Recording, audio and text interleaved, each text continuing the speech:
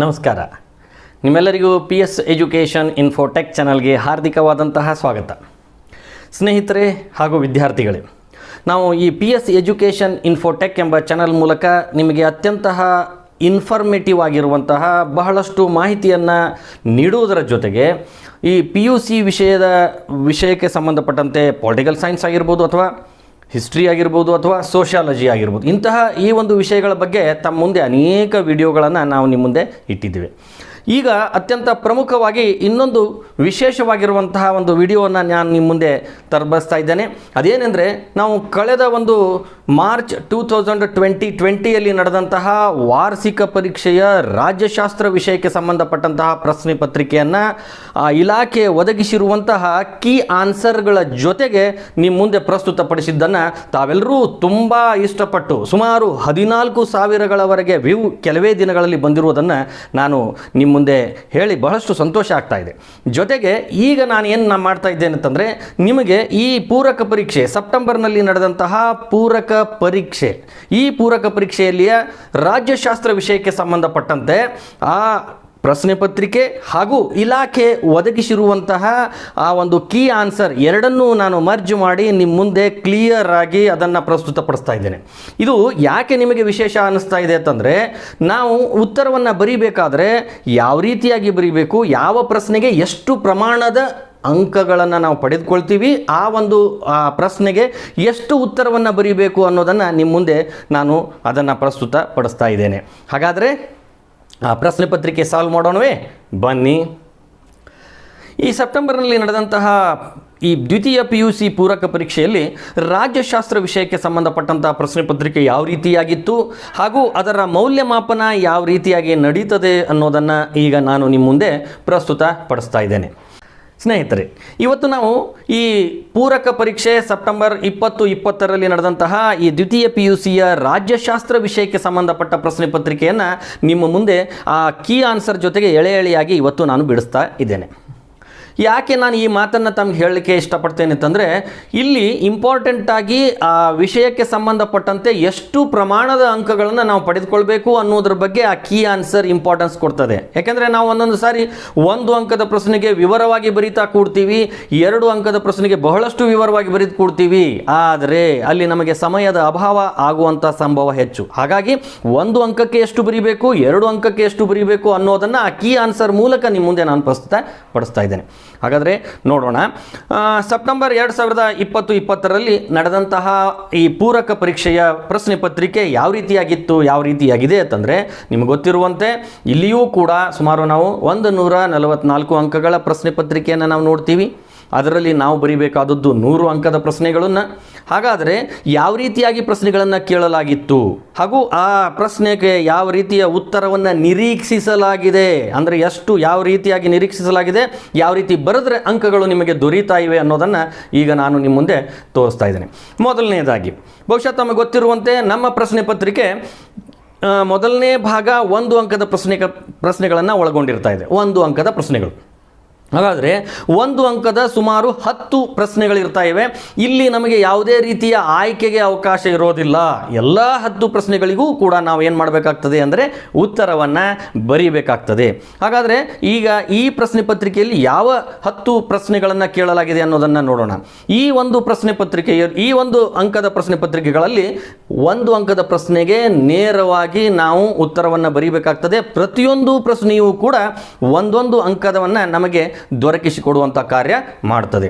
ಹಾಗಾದರೆ ಈ ಕೆಳಗಿನ ಪ್ರಶ್ನೆಗಳಿಗೆ ಪ್ರತಿಯೊಂದಕ್ಕೂ ಒಂದೊಂದು ವಾಕ್ಯ ಅಥವಾ ಒಂದು ಶಬ್ದದಲ್ಲಿ ಉತ್ತರಿಸಿ ಅಂತ ಪ್ರಶ್ನೆಯನ್ನು ಕೇಳಲಾಗಿರ್ತದೆ. ಮೊದಲನೇ ಪ್ರಶ್ನೆ, ಭಾರತದ ರಾಷ್ಟ್ರೀಯ ಕಾಂಗ್ರೆಸ್ ಯಾವಾಗ ಉದಯಿಸಿತು? ಈ ಪ್ರಶ್ನೆಗೆ ನಾವು ಏನು ಉತ್ತರ ಬರೀಬೇಕು ಅಂತಂದರೆ 1885 ಇಷ್ಟು ಬರೆದ್ರೆ ಸಾಕು. ನಾವು ಭಾರತದ ರಾಷ್ಟ್ರೀಯ ಕಾಂಗ್ರೆಸ್ 1885ರಲ್ಲಿ ಉದಯಿಸಿತು ಅಂತ ನಾವು ಬರೀಲಿಕ್ಕೆ ಹೋದರೆ ಸಮಯ ಬಹಳಷ್ಟು ತೆಗೆದುಕೊಳ್ತಾ ಇದೆ.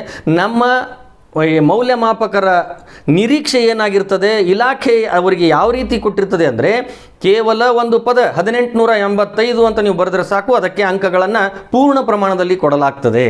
ಇನ್ನು ಎರಡನೇ ಪ್ರಶ್ನೆ, ಪ್ರಥಮ ಲೋಕಸಭೆಯ ಸ್ಪೀಕರ್ ಯಾರು? ತಮಗೆ ಗೊತ್ತಿರುವಂತೆ ಉತ್ತರ GV ಮಾವಳಂಕರ್. ಇನ್ನು ಮೂರನೆಯದಾಗಿ ಎಪಿಕ್ ಅನ್ನು ವಿಸ್ತರಿಸಿ. EPIC ಇದನ್ನು ಎಲೆಕ್ಟ್ರಲ್ ಫೋಟೋ ಐಡೆಂಟಿಟಿ ಕಾರ್ಡ್ ಅಂತ ಕೂಡ ಕರೀತಾರೆ. ಆದರೆ ನಮ್ಮ ಕೀ ಆನ್ಸರ್ನಲ್ಲಿ ಏನು ಕೊಟ್ಟಿದ್ದಾರೆ ಅಂದರೆ ಮತದಾರನ ಭಾವಚಿತ್ರವುಳ್ಳ ಗುರುತಿನ ಚೀಟಿ. ಇನ್ನು ನಾಲ್ಕನೆಯದಾಗಿ ಭಾರತದಲ್ಲಿ ಎಂತಹ ಪಕ್ಷ ಪದ್ಧತಿ ಇದೆ? ಈ ಪ್ರಶ್ನೆಗೆ ಉತ್ತರ ಬಹುಪಕ್ಷ ಪದ್ಧತಿ. ಹೀಗೆ ಕೇವಲ ಒಂದೊಂದು ಶಬ್ದಗಳಲ್ಲಿ ನಾವು ಉತ್ತರವನ್ನು ಬರೆದರೂ ಸಾಕು, ಆ ಪ್ರಶ್ನೆಗೆ ನಮಗೆ ಅಂಕಗಳು ದೊರೀತಾ ಇವೆ. ಇನ್ನು ಐದನೇ ಪ್ರಶ್ನೆ, ಅಖಿಲ ಭಾರತದ ಸೇವೆಗೆ ಒಂದು ಉದಾಹರಣೆ ಕೊಡಿ. ಆಲ್ ಇಂಡಿಯಾ ಸರ್ವಿಸಸ್ ಅಂತ ಕರಿತೀವಿ.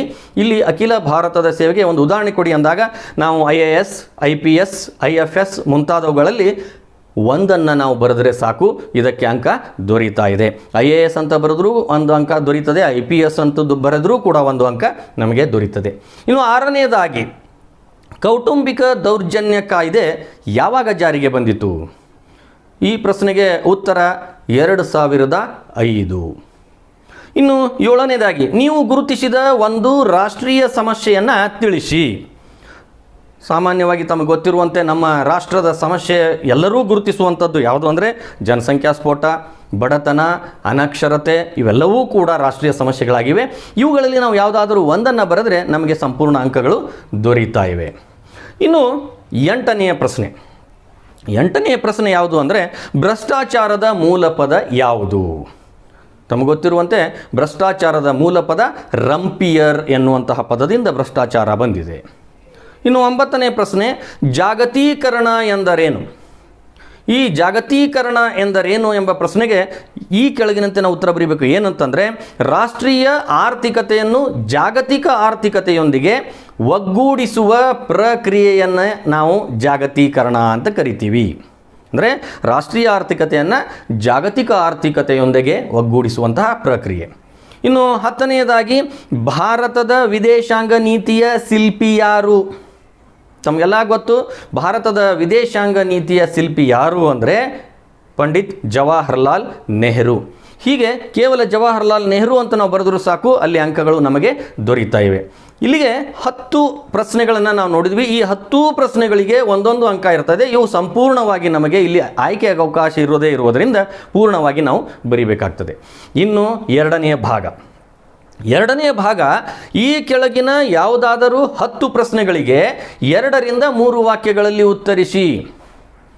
ಅದು 2 ಪದನೂ ಆಗಿರ್ಬೋದು, 2 ರಿಂದ 3 ವಾಕ್ಯಗಳಲ್ಲಿ ಉತ್ತರಿಸಿ ಅಂತ ಕೇಳ್ತಾರೆ. ಇಲ್ಲಿ 12 ಪ್ರಶ್ನೆಗಳನ್ನು ಕೊಡಲಾಗಿರ್ತಾ ಇದೆ, 12 ಪ್ರಶ್ನೆಗಳು. ಬಟ್ ನಾವು ಬರೀಬೇಕಾಗಿರುವಂಥದ್ದು ಕೇವಲ 10. ಅಂದರೆ ನಮಗೆ ಇಲ್ಲಿ 2 ಕೈ ಬಿಡುವ ಅವಕಾಶ ಇದೆ. ಆಯ್ಕೆಗೆ 12ರಲ್ಲಿ 10 ನಾವು ಆಯ್ಕೆ ಮಾಡಿಕೊಂಡು ಇಲ್ಲಿ ಉತ್ತರವನ್ನು ನಾವು ಬರಿತೀವಿ. ಹಾಗಾಗಿ 11ನೇ ಪ್ರಶ್ನೆ ಏನು ಅಂತಂದರೆ ಫೆಡರಲ್ ನ್ಯಾಯಾಲಯವು ಎಲ್ಲಿ ಮತ್ತು ಯಾವಾಗ ಸ್ಥಾಪನೆಯಾಯಿತು? ಇದನ್ನು ನಾವು ಉತ್ತರವನ್ನು ಬರೀಬೇಕಾದಾಗ 1937 ದೆಹಲಿ ಇಷ್ಟು ಬರೆದ್ರೂ ಕೂಡ ನಮಗೆ ಅಂಕ ದೊರೀತಾ ಇದೆ. ಇನ್ನು 12ನೇ ಪ್ರಶ್ನೆ, ಕೇಂದ್ರ ಸೇವೆಗೆ 2 ಉದಾಹರಣೆ ಕೊಡಿ. ಸೆಂಟ್ರಲ್ ಸರ್ವಿಸಸ್ ಅನ್ನುವಂಥದ್ದು ನಾವು ಚರ್ಚೆ ಮಾಡಿದ್ವಿ. ಕೇಂದ್ರ ಸೇವೆಗೆ 2 ಉದಾಹರಣೆ ಅಂದಾಗ ಕೇಂದ್ರ ಸೇವೆಯಲ್ಲಿ ಭಾರತೀಯ ಅಂಚೆ ಸೇವೆ, ಭಾರತೀಯ ರೈಲ್ವೆ ಸೇವೆ, ಭಾರತೀಯ ಕಂದಾಯ ಸೇವೆ ಮುಂತಾದವುಗಳು ಇನ್ನೂ ಅನೇಕಗಳಿವೆ. ಇವುಗಳಲ್ಲಿ ನಾವು 2 ಬರೆದ್ರೆ ಸಾಕು, ನಮಗೆ ಪೂರ್ಣವಾದ 2 ಅಂಕ ದೊರೀತಾ ಇದೆ. ಅದರಲ್ಲಿ ಭಾರತೀಯ ಅಂಚೆ ಸೇವೆ ಅನ್ಬೋದು, ಭಾರತೀಯ ರೈಲ್ವೆ ಸೇವೆ ಅಂತ ಕೂಡ ನಾವು ಕರಿಬೋದು. ಇನ್ನು 13ನೇ ಪ್ರಶ್ನೆ, ಪ್ರಾಚೀನ ಕಾಲದ 4 ಸಾಮಾಜಿಕ ವರ್ಣಗಳಾವವು? ಇದು ಸಮಾಜಶಾಸ್ತ್ರದಲ್ಲಿಯೂ ಬರುವಂಥದ್ದು. ಪ್ರಾಚೀನ ಕಾಲದ ಸಾಮಾಜಿಕ ವರ್ಣಗಳು ತಮಗೆಲ್ಲ ಗೊತ್ತು, ಬ್ರಾಹ್ಮಣ, ಕ್ಷತ್ರಿಯ, ವೈಶ್ಯ ಮತ್ತು ಶೂದ್ರ. ಈ 4 ನಾವು ನೇರವಾಗಿ ಬರೆದಾಗ ನಮಗೆ 2 ಅಂಕಗಳು ದೊರೀತಾ ಇವೆ. ಇನ್ನು 14ನೇ ಪ್ರಶ್ನೆ, ಸಮ್ಮಿಶ್ರ ಸರ್ಕಾರಗಳನ್ನು ಹೊಂದಿರುವ 2 ರಾಷ್ಟ್ರಗಳ ಉದಾಹರಣೆ ಕೊಡಿ. ಅಂದರೆ ಯಾವ ರಾಜ್ಯದಲ್ಲಿ ಅಥವಾ ರಾಷ್ಟ್ರಗಳಲ್ಲಿ ಸಮ್ಮಿಶ್ರ ಸರ್ಕಾರ ಇದೆ ಆ ಒಂದು ರಾಷ್ಟ್ರಗಳ ಉದಾಹರಣೆ ಕೊಡಿ ಅಂದಾಗ ನಾವು ಭಾರತ, ಫ್ರಾನ್ಸ್, ಇಟಲಿ, ಜರ್ಮನಿ ಮುಂತಾದವುಗಳು. ಇವುಗಳಲ್ಲಿ ನಾವು ಯಾವುದಾದ್ರೂ 2 ಬರೆದಾಗ ಇದಕ್ಕೆ ಸರಿಯಾದ ಉತ್ತರ ಆಗ್ತದೆ. ಇದು ಎಕ್ಸ್ಪೆಕ್ಟೇಷನ್ಸ್ ಇರುವಂಥದ್ದು ಮೌಲ್ಯಮಾಪಕರದ್ದು. ಇನ್ನು 15ನೇ ಪ್ರಶ್ನೆ, ಭಾರತದಲ್ಲಿ ಭ್ರಷ್ಟಾಚಾರ ನಿರ್ಮೂಲನೆ ಮಾಡಲು ಇರುವ 2 ಅಡಚಣೆಗಳಾವವು? ಈ ಪ್ರಶ್ನೆಗೆ ನಾವು ಉತ್ತರ ಏನು ಬರಿಬೇಕು ಅಂತಂದರೆ, ಮೊದಲನೆಯದಾಗಿ ರಾಜಕೀಯ ಹಸ್ತಕ್ಷೇಪ, 2ನೇದಾಗಿ ನೈತಿಕ ಕೊರತೆ, 3ನೇದಾಗಿ ದುರಾಶೆ, 4ನೇದು ಸ್ವಾರ್ಥತೆ, ಇವೆಲ್ಲವೂ ಕೂಡ ಭ್ರಷ್ಟಾಚಾರ ನಿರ್ಮೂಲನೆ ಮಾಡಲಿಕ್ಕೆ ಇರುವಂತಹ ಅಡಚಣೆಗಳು. ಇವುಗಳಲ್ಲಿ ನಾವು ಯಾವುದಾದ್ರೂ ಎರಡನ್ನು ಬರೆದ್ರೆ ಸಾಕು. ಇನ್ನು 16ನೇ ಪ್ರಶ್ನೆ, ಉದಾರೀಕರಣದ ಅರ್ಥವೇನು? ನಮಗೆ ಗೊತ್ತು ಉದಾರೀಕರಣದ ಅರ್ಥ ಏನೆಂದರೆ, ಉದಾರೀಕರಣ ಎಂದರೆ ಆರ್ಥಿಕತೆಯನ್ನು ವಿವಿಧ ನಿಯಂತ್ರಕ ನಿಯಮಗಳಿಂದ, ತೆರಿಗೆ ಹಾಗೂ ಸುಂಕಗಳಿಂದ ಮುಕ್ತಗೊಳಿಸುವ ಪ್ರಕ್ರಿಯೆ ಉದಾರೀಕರಣ. ಹೀಗೆ ಈ ಒಂದು ವಾಕ್ಯದಲ್ಲಿ, ಎರಡು ವಾಕ್ಯದಲ್ಲಿ ಈ ಉತ್ತರವನ್ನು ಬರೆದಾಗ ಇದಕ್ಕೆ ಸರಿಯಾದ ಉತ್ತರ ಆಗ್ತದೆ. ಇನ್ನು 17ನೇ ಪ್ರಶ್ನೆ, ಪ್ರತಿಭಾ ಪಲಾಯನ ಎಂದರೇನು? ಪ್ರತಿಭಾ ಪಲಾಯನ, ಬ್ರೇನ್ ಡ್ರೇನ್ ಅಂತ ಕರೀತಾರೆ. ದೇಶದ ಪ್ರತಿಭಾವಂತರು ಹೆಸರು, ಪ್ರಸಿದ್ಧಿ, ಹಣದ ಆಸೆಗಾಗಿ ಬೇರೊಂದು ದೇಶಕ್ಕೆ ವಲಸೆ ಹೋಗುವುದನ್ನು ನಾವು ಏನಂತ ಕರಿತೀವಿ? ಪ್ರತಿಭಾ ಪಲಾಯನ ಅಂತ ಕರಿತೀವಿ. 18ನೇ ಪ್ರಶ್ನೆ, ವಿಶ್ವಸಂಸ್ಥೆಯ 2 ಅಂಗಸಂಸ್ಥೆಗಳನ್ನು ಹೆಸರಿಸಿ. ಇಲ್ಲಿ ಸ್ವಲ್ಪ ಕನ್ಫ್ಯೂಷನ್ ಮಾಡ್ಕೋಬೇಡಿ, ಯಾಕೆಂದರೆ ಕನ್ಫ್ಯೂಷನ್ ಮಾಡುವಂಥವ್ರು ಇರ್ತಾರೆ. ಬಹಳಷ್ಟು ಉಪನ್ಯಾಸಕರು ಕನ್ಫ್ಯೂಷನ್ ಮಾಡಿಕೊಂಡು ಉತ್ತರವನ್ನು ತಪ್ಪಾಗಿ ಹೇಳುವಂಥದ್ದು ಕೂಡ ಆಗ್ತದೆ. ಯಾಕೆಂದರೆ ವಿಶ್ವಸಂಸ್ಥೆಯ ಅಂಗಗಳು ಅನ್ನುವಂಥದ್ದೇ ಬೇರೆ, ವಿಶ್ವಸಂಸ್ಥೆಯ ಅಂಗಸಂಸ್ಥೆಗಳು ಅನ್ನುವಂಥದ್ದೇ ಬೇರೆ. ಹೀಗಾಗಿ ವಿಶ್ವಸಂಸ್ಥೆಯ ಅಂಗಗಳು ಅಂದಾಗ ನಾವು ಸಾಮಾನ್ಯ ಸಭೆ, ಭದ್ರತಾ ಮಂಡಳಿ ಅವುಗಳನ್ನು ನಾವು ತೆಗೆದುಕೊಳ್ಬೇಕಾಗ್ತದೆ. ಬಟ್ ಇಲ್ಲಿ ಪ್ರಶ್ನೆ ಕೇಳಿರುವಂಥದ್ದು ವಿಶ್ವಸಂಸ್ಥೆಯ 2 ಅಂಗಸಂಸ್ಥೆಗಳು. ಈ ಅಂಗಸಂಸ್ಥೆಗಳು ಅಂತ ಕೇಳಿದಾಗ ನಾವು WHO, IMF ಅಥವಾ IFO ಎನ್ನುವಂತಹದರಲ್ಲಿ ಯಾವುದಾದ್ರೂ ಎರಡನ್ನು ನಾವು ಬರೆದಾಗ ಇದಕ್ಕೆ ಸರಿಯಾದ ಉತ್ತರ ಆಗ್ತದೆ, ನಮಗೆ ಅಂಕಗಳು ದೊರೀತಾವೆ. ನಾವೇನಾದರೂ ತಪ್ಪಿ ಸಾಮಾನ್ಯ ಸಭೆ, ಭದ್ರತಾ ಮಂಡಳಿ ಬರೆದ್ವಿ, 0 ಅಂದರೆ ಈ ಪ್ರಶ್ನೆಗೆ 0 ಅಂಕ ದೊರೀತದೆ. ಹಾಗಾಗಿ ಅಂಗಗಳು ಅಂತ ಕೇಳಿದಾಗ ಅಂಗಗಳ ಬಗ್ಗೆ, ಅಂಗ ಸಂಸ್ಥೆಗಳು ಅಂತ ಕೇಳಿದಾಗ ಇವು ಬರೀಬೇಕು. ಹಾಗಾಗಿ ಇವತ್ತು WHO ಅಂದರೆ IMFO ಅಥವಾ IFO ಇವುಗಳಲ್ಲಿ ಯಾವುದಾದ್ರೂ ಎರಡನ್ನು ನಾವು ಬರೀಬೇಕಾಗ್ತದೆ. ಇನ್ನು 19ನೇದಾಗಿ, ಬ್ರಿಕ್ಸ್ನ 2 ಸದಸ್ಯ ರಾಷ್ಟ್ರಗಳನ್ನು ಹೆಸರಿಸಿ. ಬ್ರಿಕ್ಸ್ ಅನ್ನುವಂಥದ್ದರಲ್ಲಿಯೇ ನಾವು ಅದರಲ್ಲಿ ಉತ್ತರವನ್ನು ನೋಡ್ಬೋದು.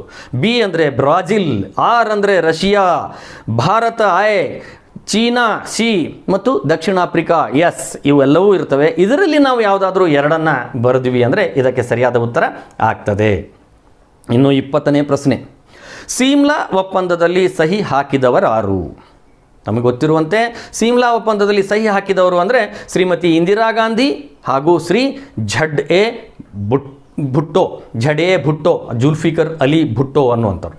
ಇವರಿಬ್ಬರು ಕೂಡ ಸಿಮ್ಲಾ ಒಪ್ಪಂದದಲ್ಲಿ ಭಾರತ ಮತ್ತು ಪಾಕಿಸ್ತಾನದ ವತಿಯಿಂದ ಸಹಿ ಮಾಡಿರುವಂಥವರು. ಇನ್ನು 21ನೇ ಪ್ರಶ್ನೆ, ಶ್ರೀಲಂಕಾದ ಯಾವುದಾದರೂ 2 ಉಗ್ರಗಾಮಿ ಸಂಘಟನೆಗಳನ್ನು ಹೆಸರಿಸಿ. ಇಲ್ಲಿ ಶ್ರೀಲಂಕಾದ 2 ಉಗ್ರಗಾಮಿ ಸಂಘಟನೆಗಳು ಅಂತಂದರೆ LTTE ಮತ್ತು TULF, ಇವು ಎರಡನ್ನು ನಾವು ಬರೆದಾಗ ನಮಗೆ ಅಂಕಗಳು ದೊರೀತಾ ಇದೆ. ಇನ್ನು 22ನೇ ಪ್ರಶ್ನೆ, ಭಾರತದ ವಿದೇಶಾಂಗ ನೀತಿಯನ್ನು ವ್ಯಾಖ್ಯಾನಿಸಿ.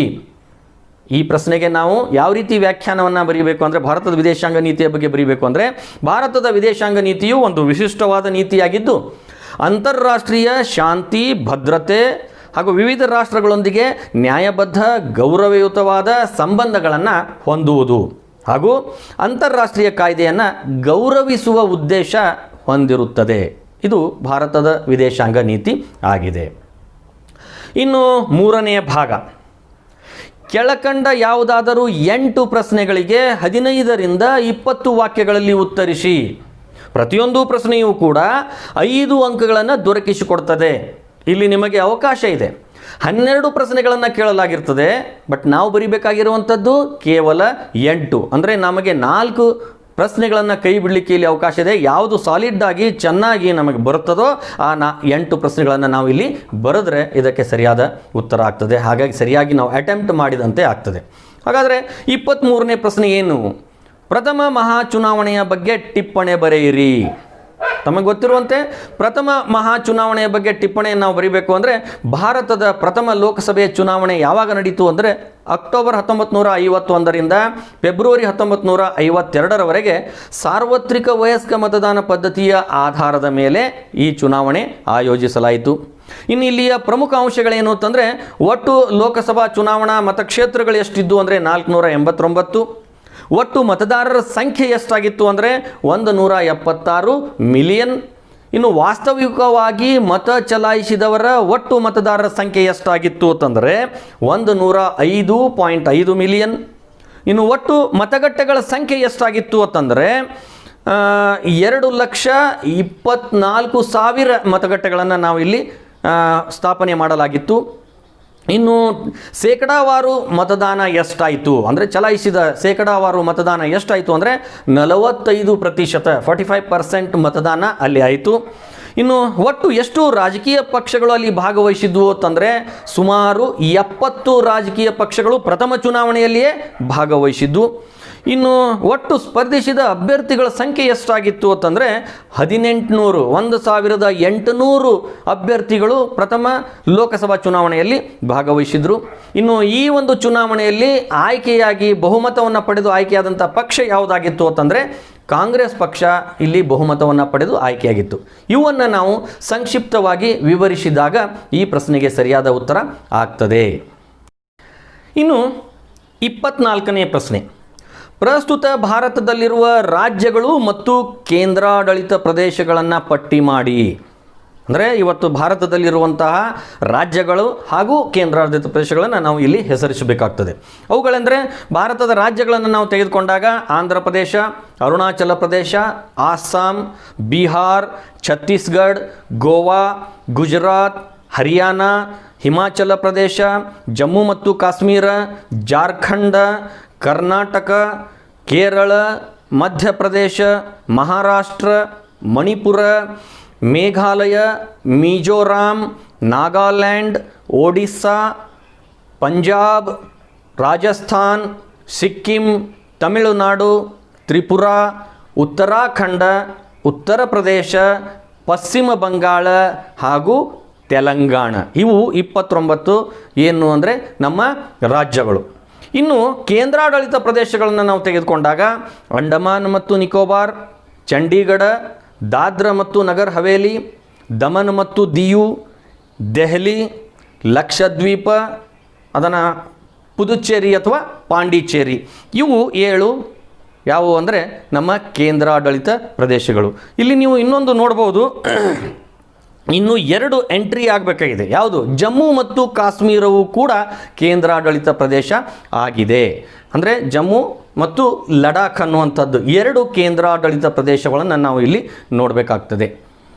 ಇನ್ನು 25ನೇ ಪ್ರಶ್ನೆ, ಪ್ರತ್ಯಕ್ಷ ಚುನಾವಣೆಯ ಲಕ್ಷಣಗಳನ್ನು ವಿವರಿಸಿ. ನಿಮಗೆ ಗೊತ್ತಿರುವಂತೆ ಪ್ರತ್ಯಕ್ಷ ಚುನಾವಣೆ ಅಂದರೆ ಏನು, ಯಾವ ರೀತಿಯಾಗಿರ್ತದೆ, ಅದರ ಲಕ್ಷಣಗಳು ಅಂತಂದರೆ ಇದು ಅತ್ಯಂತ ಹೆಚ್ಚು ಪ್ರಜಾಸತ್ತಾತ್ಮಕವಾಗಿರ್ತದೆ. ಪ್ರತ್ಯಕ್ಷ ಚುನಾವಣೆ ಅಂದರೆ ಪ್ರತಿಯೊಬ್ಬ ಮತದಾರರೂ ಕೂಡ ಆ ಮತದಾನದ ಪ್ರಕ್ರಿಯೆಯಲ್ಲಿ ಭಾಗವಹಿಸುವಂಥದ್ದು. ಪರೋಕ್ಷ ಅಂದರೆ ಪ್ರತಿನಿಧಿಗಳು ಭಾಗವಹಿಸುವಂಥದ್ದು. ಹಾಗಾಗಿ ಇದು ಹೆಚ್ಚು ಪ್ರಜಾಸತ್ತಾತ್ಮಕವಾದುದು, ಸ್ಪಂದನಶೀಲವಾದುದು, ರಾಜಕೀಯ ಜಾಗೃತಿಯನ್ನು ಮೂಡಿಸುತ್ತದೆ. ಆಮೇಲೆ ಇಲ್ಲಿ ಸಮರ್ಥ ಅಭ್ಯರ್ಥಿಗಳು ಆಯ್ಕೆಯಾಗ್ತಾರೆ ಹಾಗೂ ಸಾರ್ವಜನಿಕರ ಜೊತೆ ಅತ್ಯುತ್ತಮವಾದ ಸಂಬಂಧವನ್ನು ನಾವು ಇಲ್ಲಿ ನೋಡಬಹುದು. ಇವುಗಳನ್ನು ನಾವು ಸಂಕ್ಷಿಪ್ತವಾಗಿ ವಿವರಣೆ ಮಾಡಿದಾಗ ಈ ಪ್ರಶ್ನೆಗೆ ಸರಿಯಾದ ಉತ್ತರ ಆಗ್ತದೆ. ಇನ್ನು 26ನೇ ಪ್ರಶ್ನೆ, ನಾಗರಿಕ ಸೇವಾ ವರ್ಗಗಳ ಲಕ್ಷಣಗಳನ್ನು ಚರ್ಚಿಸಿ. ನಾವು ಬಹುಶಃ ಪಾಠದ ವಿವರಣೆಯಲ್ಲಿ ನಾನು ಚರ್ಚೆ ಮಾಡಿದ್ದೆ. ನಾಗರಿಕ ಸೇವಾ ವರ್ಗದ ಲಕ್ಷಣಗಳು ಯಾವಿವೆ ಅಂದರೆ, 1ನೇದ್ದು ವೃತ್ತಿಪರ ವರ್ಗ, 2ನೇದ್ದು ಏಣಿ ಶ್ರೇಣಿ ಅಥವಾ ಶ್ರೇಣೀಕೃತ ವ್ಯವಸ್ಥೆ, 3ನೇದು ರಾಜಕೀಯ ತಾಟಸ್ಥ್ಯತೆ, 4ನೇದ್ದು ಅನಾಮಧೇಯತೆ ಅಥವಾ ಅನಾಮಕತ್ವ ಅಂತ ಕೂಡ ಕರೀತಾರೆ, ನಿಷ್ಪಕ್ಷಪಾತತೆ ಮತ್ತು ಸೇವಾ ಮನೋಭಾವನೆ. ಈ ಅಂಶಗಳನ್ನು ನಾವು ಸಂಕ್ಷಿಪ್ತವಾಗಿ ವಿವರಿಸಿದಾಗ ಈ ಪ್ರಶ್ನೆಗೆ ಸರಿಯಾದ ಉತ್ತರ ಆಗ್ತದೆ. ಇನ್ನು 27ನೇ ಪ್ರಶ್ನೆ, ಜಿಲ್ಲಾಧಿಕಾರಿಯ 5 ಕಾರ್ಯಗಳನ್ನು ತಿಳಿಸಿ. ಅಲ್ಲಿ ಸುಮಾರು 5, 6, 7 ಕಾರ್ಯಗಳು ಬರ್ತಾ ಇವೆ. ಆ ಜಿಲ್ಲಾಧಿಕಾರಿಯ 5 ಕಾರ್ಯಗಳನ್ನು ನಾವು ಇಲ್ಲಿ ವಿವರಣೆ ಮಾಡಬೇಕು. ಯಾವ್ಯಾವುದು? ಜಿಲ್ಲಾಧಿಕಾರಿಯು ಜಿಲ್ಲಾಡಳಿತದ ಮುಖ್ಯಸ್ಥರಾಗಿದ್ದು ಜಿಲ್ಲೆಯ ಒಟ್ಟಾರೆ ಆಡಳಿತವನ್ನು ಅವರು ನಿರ್ವಹಿಸುತ್ತಾರೆ. ಹಾಗಾದರೆ ಅವರ ಕಾರ್ಯಗಳು ಏನು ಅಂತಂದರೆ, ಮೊದಲನೇದಾಗಿ ಕಾನೂನು ಸುವ್ಯವಸ್ಥೆ ಪಾಲನೆ ಹಾಗೂ ದಂಡಾಧಿಕಾರ, 2ನೇದ್ದು ಕಂದಾಯ ಕಾರ್ಯಗಳು, 3ನೇದ್ದು ಅಭಿವೃದ್ಧಿ ಕಾರ್ಯಗಳು, 4ನೇದ್ದು ನಿಯಂತ್ರಕ ಕಾರ್ಯಗಳು, 5ನೇದಾಗಿ ಚುನಾವಣಾ ಕಾರ್ಯಗಳು ಹಾಗೂ ಸಾರ್ವಜನಿಕ ಕುಂದುಕೊರತೆ ನಿವಾರಣೆ. ಈ ಎಲ್ಲ ಅಂಶಗಳಲ್ಲಿ ಪ್ರಮುಖವಾದ 5 ಅಂಶಗಳನ್ನು ನಾವು ಸಂಕ್ಷಿಪ್ತವಾಗಿ ವಿವರಿಸಿದಾಗ ಈ ಪ್ರಶ್ನೆಗೆ ಸರಿಯಾದ ಉತ್ತರ ಆಗ್ತದೆ. ಇನ್ನು 28ನೇ ಪ್ರಶ್ನೆ, ಮಹಿಳಾ ಚಳುವಳಿಗೆ ಕಾರಣಗಳಾವವು. ಈ ಪ್ರಶ್ನೆಗೆ ನಾವು ಯಾವ ರೀತಿ ಉತ್ತರ ಬರೀಬೇಕು ಅಂದರೆ, ಆ ಕಾರಣಗಳನ್ನು ಈ ಕೆಳಗಿನಂತೆ ಪಟ್ಟಿ ಮಾಡ್ಬೋದು. ಯಾವ ರೀತಿಯಾಗಿ ಅಂದರೆ, 1ನೇದು ಅಸಮಾನತೆ, ವರದಕ್ಷಿಣೆಯ ಪಿಡುಗು, ಮಾನವ ಹಕ್ಕುಗಳ ನಿರಾಕರಣೆ, ಲಿಂಗಾಧಾರಿತ ಸಾಮಾಜಿಕ ಏಣಿ ಶ್ರೇಣಿ, ಇನ್ನು ಲೈಂಗಿಕ ಕಿರುಕುಳ ಹಾಗೂ ಅತ್ಯಾಚಾರ ಇವುಗಳು ಮಹಿಳಾ ಚಳುವಳಿಗೆ ಅತ್ಯಂತ ಪ್ರಮುಖ ಕಾರಣಗಳು. ಇವುಗಳನ್ನು ನಾವು ಸಂಕ್ಷಿಪ್ತವಾಗಿ ವಿವರಣೆ ಮಾಡಿದಾಗ ಇದಕ್ಕೆ ಸರಿಯಾದ ಉತ್ತರ ಆಗ್ತದೆ. ಇನ್ನು 29ನೇ ಪ್ರಶ್ನೆ, ಪರಿಸರ ಚಳುವಳಿಯ ಕಾರಣಗಳಾವವು? ಈ ಪರಿಸರ ಚಳುವಳಿಯ ಕಾರಣಗಳಾವು ಅಂದರೆ ಪರಿಸರದ ಅವನತಿ ತಡೆಯಲಿಕ್ಕೆ ಹೋರಾಟ ಮಾಡ್ತಾ ಇರುವಂಥದ್ದು ಒಂದು ಕಾರಣ. ಜೀವ ವೈವಿಧ್ಯತೆಯ ರಕ್ಷಣೆ ಮಾಡಬೇಕು, ಯಾಕಂದರೆ ಅನೇಕ ಜೀವಗಳು ಇವತ್ತು ಲುಪ್ತವಾಗಿ ಹೋಗ್ತಾ ಇವೆ, ಅವುಗಳ ರಕ್ಷಣೆ ಮಾಡಬೇಕು ಅನ್ನುವುದು ಒಂದು ಚಳುವಳಿಯ ಕಾರಣ. ಇನ್ನು ಪರಿಸರದ ಶಿಕ್ಷಣ ಮತ್ತು ಜಾಗೃತಿ ಮೂಡಿಸಲಿಕ್ಕೆ ಇದು ಒಂದು ಕಾರಣ. ಆಮೇಲೆ ಪರಿಸರದ ವಿನಾಶವನ್ನು ದೂರ ಮಾಡಲಿಕ್ಕೆ ಕೂಡ ಈ ಪರಿಸರ ಚಳುವಳಿ ಆಗ್ತಾ ಇರೋದನ್ನು ನಾವು ನೋಡ್ತೀವಿ. ಈ ಅಂಶಗಳನ್ನು ನಾವು ಸಂಕ್ಷಿಪ್ತವಾಗಿ ವಿವರಣೆ ಮಾಡಿದಾಗ ಈ 29ನೇ ಪ್ರಶ್ನೆ ಅಥವಾ ಪರಿಸರ ಚಳುವಳಿಗೆ ಕಾರಣಗಳು ಅನ್ನೋದರಲ್ಲಿ ನಾವು ಉತ್ತರವನ್ನು ಬರೆದಂತೆ ಆಗ್ತದೆ. ಇನ್ನು 30ನೇ ಪ್ರಶ್ನೆ, ರಾಷ್ಟ್ರ ನಿರ್ಮಾಣದ 5 ಅಗತ್ಯಾಂಶಗಳನ್ನು ಬರೆಯಿರಿ. ರಾಷ್ಟ್ರ ನಿರ್ಮಾಣದ 5 ಅಗತ್ಯಾಂಶಗಳ ಕುರಿತು ಬರೆಯಿರಿ ಅಂದಾಗ ಅವುಗಳು ಯಾವುವು ಅಂದರೆ, ಮೊದಲನೇದಾಗಿ ಸಾಮುದಾಯಿಕ ಬೆಂಬಲ ಅಗತ್ಯ, ಎರಡನೇದ್ದು ಸುಆಡಳಿತ ಅಥವಾ ಗುಡ್ ಗವರ್ನೆನ್ಸ್ ಅಂತ ಕರಿತೀವಿ, ಮೂರನೇದಾಗಿ ಬದ್ಧತೆಯುಳ್ಳ ನಾಯಕತ್ವ, ನಾಲ್ಕನೇದು ರಾಜಕೀಯ ಸಂಸ್ಕೃತಿ, ಐದನೇದ್ದು ಅಧಿಕಾರದ ಹಂಚಿಕೆ, ಆರನೇದಾಗಿ ಸಾರ್ವತ್ರಿಕ ಶಿಕ್ಷಣ. ಇವುಗಳಲ್ಲಿ ಯಾವುದಾದರೂ 5ಅನ್ನು ನಾವು ಸಂಕ್ಷಿಪ್ತವಾಗಿ ವಿವರಣೆ ಮಾಡಿದಾಗ ಈ 5 ಅಗತ್ಯಾಂಶಗಳು, ರಾಷ್ಟ್ರ ನಿರ್ಮಾಣದ 5 ಅಗತ್ಯಾಂಶಗಳನ್ನು ನಾವು ಬರೆದಂತಾಗ್ತದೆ. ಇಲ್ಲಿ ಮೌಲ್ಯಮಾಪಕರು ಈ ಅಂಶಗಳನ್ನು ತಮ್ಮ ಆ ಉತ್ತರದಲ್ಲಿ ನಿರೀಕ್ಷೆಯನ್ನು ಮಾಡ್ತಾರೆ. ಈ ಅಂಶಗಳು ಅದರಲ್ಲಿ ಕಂಡ್ರೆ ಅವರು ಅದಕ್ಕೆ ಮೌಲ್ಯಮಾಪನಕ್ಕೆ ಅತಿ ಹೆಚ್ಚಿನ ಅಂಕಗಳನ್ನು ಕೊಡುವಂಥ ಕಾರ್ಯ ಮಾಡ್ತಾರೆ. ಇನ್ನು 31ನೇ ಪ್ರಶ್ನೆ, ಭಾರತದಲ್ಲಿ ಭಯೋತ್ಪಾದನೆಯ ಉಗಮಕ್ಕೆ ಕಾರಣಗಳೇನು ವಿವರಿಸಿ. ಅಂದರೆ ಭಾರತದಲ್ಲಿ ಆಗ್ತಾ ಇರುವಂಥ ಭಯೋತ್ಪಾದನೆಗೆ ಏನು ಕಾರಣ ಅನ್ನೋದಕ್ಕೆ ವಿವರಣೆ ಅಂದಾಗ ಇಲ್ಲಿ ನಾವು ಏನು ಪಟ್ಟಿ ಮಾಡಬಹುದು ಆ ಕಾರಣಗಳನ್ನು ಅಂತಂದರೆ, ಮೊದಲನೇದಾಗಿ ಪ್ರತ್ಯೇಕತಾವಾದಿ ಚಳುವಳಿಗಳು, ಎರಡನೇದು ಧಾರ್ಮಿಕ ಮೂಲಭೂತವಾದ, ಮೂರನೇದಾಗಿ ಈಶಾನ್ಯ ರಾಜ್ಯಗಳಲ್ಲಿಯ ಜನಾಂಗೀಯ ಸಮಸ್ಯೆ, ನಾಲ್ಕನೇದಾಗಿ ದುರ್ಬಲ ರಾಜಕೀಯ ವ್ಯವಸ್ಥೆ, ಐದನೆಯದಾಗಿ ಆರ್ಥಿಕತೆಯ ಅಭಾವ. ಈ ಅಂಶಗಳು ನಮ್ಮ ಭಾರತದಲ್ಲಿ ಭಯೋತ್ಪಾದನೆ ಉಗಮ ಆಗಲಿಕ್ಕೆ ಕಾರಣ ಆಗಿವೆ. ಇವುಗಳನ್ನು ನಾವು ಸಂಕ್ಷಿಪ್ತವಾಗಿ ವಿವರಣೆ ಮಾಡಿದಾಗ ಈ ಪ್ರಶ್ನೆಗೆ ಸರಿಯಾದ ಉತ್ತರ ಆಗ್ತದೆ. ಇನ್ನು 32ನೇ ಪ್ರಶ್ನೆ, ಸಮ್ಮಿಶ್ರ ವ್ಯವಸ್ಥೆಯ ಗುಣಗಳಾವವು ಚರ್ಚಿಸಿರಿ. ಸಮ್ಮಿಶ್ರ ವ್ಯವಸ್ಥೆ ಅಥವಾ ಸಮ್ಮಿಶ್ರ ಸರ್ಕಾರ ವ್ಯವಸ್ಥೆ ಅನ್ನುವಂಥದ್ದನ್ನು ನಾವು ಯಾವ ರೀತಿ ಚರ್ಚಿಸಬೇಕು, ಅವುಗಳ ಗುಣಗಳು ಅಂತಂದರೆ, ಮೊದಲನೇದಾಗಿ ಚಿಕ್ಕ ಮತ್ತು ದೊಡ್ಡ ರಾಜಕೀಯ ಪಕ್ಷಗಳಿಗೆ ಇಲ್ಲಿ ಅವಕಾಶ. ಕೇವಲ 2 ಪಕ್ಷಗಳಿದ್ದರೆ ಬೇರೆ ಅವಕಾಶ ಇರ್ತಿರಲಿಲ್ಲ. ಆದರೆ ಈ ಸಮ್ಮಿಶ್ರ ವ್ಯವಸ್ಥೆ ಇರುವ ಕಾರಣದಿಂದಾಗಿ ಇಲ್ಲಿ ಚಿಕ್ಕ ಮತ್ತು ದೊಡ್ಡ 2 ರಾಜಕೀಯ ಪಕ್ಷಗಳಿಗೆ ಇಲ್ಲಿ ಅವಕಾಶವನ್ನು ನಾವು ನೋಡ್ತೀವಿ. ಇದು ಒಂದು ಗುಣ. ಎರಡನೇದಾಗಿ ಒಮ್ಮತ ಆಧಾರಿತ ರಾಜಕೀಯ ವ್ಯವಸ್ಥೆ ರಚಿಸಲಿಕ್ಕೆ ಅವಕಾಶ. ಇದು ವೈವಿಧ್ಯಮಯ ಮತ್ತು ಬಹುತ್ವ ಆಡಳಿತಕ್ಕೆ ಅವಕಾಶವನ್ನು ನೀಡುತ್ತದೆ. ಜನಾಭಿಪ್ರಾಯ ಆಧಾರಿತ ಆಡಳಿತ ಒದಗಿಸುತ್ತದೆ. ಇನ್ನು ವಿಪುಲವಾಗಿ ಆಯ್ಕೆಗೆ ಅವಕಾಶ ಇರ್ತದೆ. ಅಂದರೆ ನಮಗೆ ಚುನಾವಣೆಯ ಸಂದರ್ಭದಲ್ಲಿ ಮತದಾರರಿಗೆ ಆಯ್ಕೆ ಇರ್ತದೆ, ಯಾರನ್ನು ನಾವು ಆಯ್ಕೆ ಮಾಡಬೇಕು ಅನ್ನಲಿಕ್ಕೆ ಅವರಿಗೆ ಚಾಯ್ಸ್ ಬಹಳಷ್ಟು ಜನ ಇರುವಂಥದ್ದು. ಹಾಗಾಗಿ ಇಲ್ಲಿ ಸಮ್ಮಿಶ್ರ ಸರ್ಕಾರ ಅತ್ಯಂತ ಪ್ರಮುಖವಾಗಿರುವಂಥದ್ದು. ಅದರ ಗುಣಗಳನ್ನು ನಾವು ಇಲ್ಲಿ ಚರ್ಚೆ ಸಂಕ್ಷಿಪ್ತವಾಗಿ ಮಾಡಬಹುದು. ಇದನ್ನು ನಾವು ಎಕ್ಸ್ಪೆಕ್ಟೇಷನ್ ಮಾಡ್ತಾರೆ, ಇದನ್ನು ನಾವು ಬರಿಬೇಕಾಗ್ತದೆ. ಇನ್ನು 33ನೇದಾಗಿ ಜಾಗತೀಕರಣದ ರಾಜಕೀಯ ಪರಿಣಾಮಗಳನ್ನು ವಿವರಿಸಿ. ಜಾಗತೀಕರಣದ ರಾಜಕೀಯ ಪರಿಣಾಮಗಳು ಏನು ಅಂತಂದರೆ, ಮೊದಲನೇದಾಗಿ ಬೃಹತ್ ರಾಷ್ಟ್ರಗಳ ಒತ್ತಡ ಆಗ್ತಾ ಇರುವಂಥದ್ದು. ಯಾಕಂದರೆ ಜಾಗತೀಕರಣದ ಫಲವಾಗಿ ಚಿಕ್ಕ ರಾಷ್ಟ್ರಗಳಿಗೆ ದೊಡ್ಡ ರಾಷ್ಟ್ರಗಳ ಫೋರ್ಸ್ ಇರ್ತದೆ, ಒತ್ತಡ ಇರ್ತದೆ. ಎರಡನೇದಾಗಿ ಪರಮಾಧಿಕಾರದ ಧಕ್ಕೆ. ಮೂರನೇದಾಗಿ ಸಾಂಸ್ಕೃತಿಕ ದಾಳಿ, ಅಂದರೆ ಬೇರೆ ರಾಷ್ಟ್ರಗಳ ಸಾಂಸ್ಕೃತಿಕ ದಾಳಿ ನಮ್ಮ ಮೂಲ ಸಂಸ್ಕೃತಿಯನ್ನು ನಾಶ ಮಾಡ್ತಾ ಇರುವಂಥದ್ದು, ದಾಳಿ ಆಗ್ತಾ ಇರುವಂಥದ್ದು. ಜೀವನ ಶೈಲಿಯ ಗುಲಾಮಗಿರಿ, ರಿಯಾಯಿತಿಗಳ ನಿಷೇಧ. ಇವತ್ತು ನಾವು ಅನೇಕ ರಿಯಾಯಿತಿಗಳನ್ನು ರೈತರಿಗೆ, ಚಿಕ್ಕ ಉದ್ದಿಮೆದಾರರಿಗೆ ನೀಡ್ತಾ ಇದ್ದೀವಿ, ಆದರೆ ಅವೆಲ್ಲವೂ ಕೂಡ ಇಲ್ಲಿ ಜಾಗತೀಕರಣದ ಫಲವಾಗಿ ನಿಷೇಧ ಆಗ್ತದೆ. ಇನ್ನು ರಾಜಕೀಯವಾಗಿ ಅಸ್ಥಿರತೆ, ಇಲ್ಲಿ ರಾಜಕೀಯ ಅಸ್ಥಿರತೆಯೂ ಕೂಡ ಜಾಗತೀಕರಣದಿಂದ ಆಗ್ತಾ ಇರೋದನ್ನು ನಾವು ನೋಡ್ತೀವಿ. ಇವೆಲ್ಲವೂ ಕೂಡ ಜಾಗತೀಕರಣದ ರಾಜಕೀಯ ಪರಿಣಾಮಗಳು. ಇವುಗಳನ್ನು ನಾವು ಸಂಕ್ಷಿಪ್ತವಾಗಿ ವಿವರಿಸಿದಾಗ ಈ ಪ್ರಶ್ನೆಗೆ ಸರಿಯಾದ ಉತ್ತರ ಆಗ್ತದೆ. ಇನ್ನು 34ನೇ ಪ್ರಶ್ನೆ, ಭಾರತ ಸಾರ್ಕ್ನ 5 ಸಹಕಾರ ಕ್ಷೇತ್ರಗಳನ್ನು ಕುರಿತು ಬರೆಯಿರಿ. ಭಾರತ ಮತ್ತು ಸಾರ್ಕ್ನ ಮಧ್ಯದಲ್ಲಿರುವಂಥ 5 ಸಹಕಾರ ಕ್ಷೇತ್ರಗಳು ಅಂದರೆ ಹೊಂದಿಕೊಂಡು ಸಹಕಾರದಿಂದ ನಿರ್ವಹಿಸುವ ಕ್ಷೇತ್ರಗಳು ಯಾವುವು ಅಂತಂದರೆ, ಅವು ಪ್ರಮುಖವಾಗಿ ಮೊದಲನೆಯದಾಗಿ ಸಾರ್ಕ್ನ ಪ್ರಾದೇಶಿಕ ಸಹಕಾರ, ಅಂದರೆ ಆ ಸಾರ್ಕ್ನ ಸದಸ್ಯ ರಾಷ್ಟ್ರಗಳಲ್ಲಿ ಸಹಕಾರ. ಎರಡನೇದಾಗಿ ಆರ್ಥಿಕ ಸಹಕಾರ. ಮೂರನೇದಾಗಿ ಸಾರ್ವಜನಿಕ ಸಂಪರ್ಕ ಹಾಗೂ ಸಂವಹನ ಸಹಕಾರ. ನಾಲ್ಕನೆಯದಾಗಿ ಶೈಕ್ಷಣಿಕ ಸಹಕಾರ.